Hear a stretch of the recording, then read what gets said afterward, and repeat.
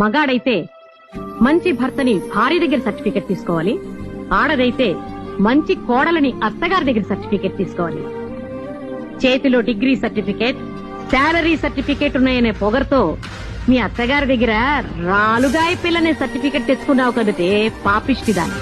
నేను నా భర్త దగ్గర తీసుకున్నది స్వతంత్రం, నువ్వు నీ భర్త దగ్గర నుంచి లాక్కున్నది స్వేచ్ఛ. స్వతంత్రానికి స్వేచ్ఛకి ఎంతో తేడా ఉందే తాటకి. ఏమండి, ఏమంటారు? అవును. ఎందుకు అవును? నువ్వేమన్నా అవును.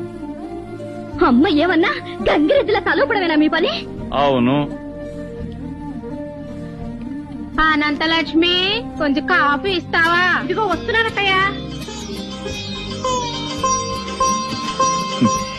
చూసావమ్మా, కింద నుంచి మా అమ్మ పిలుపు వినిపించిందో లేదో, మీ అమ్మ 16 ఏళ్ల పడుచు పిల్లలా పరిగెత్తింది. ఆ ప్రేమకి, అభిమానానికి, ఆ మర్యాదకి, మన్ననకి, ఆ వినయానికి, విచక్షణకి మీ నాన్న ఎప్పుడు గంగిరెద్దేనమ్మా. నేనే కాదు, మీ అమ్మలాంటి భార్య దొరికితే కొమ్ములు తిరిగిన మగాడైనా గంగిరెద్దుగా మారిపోతాడు.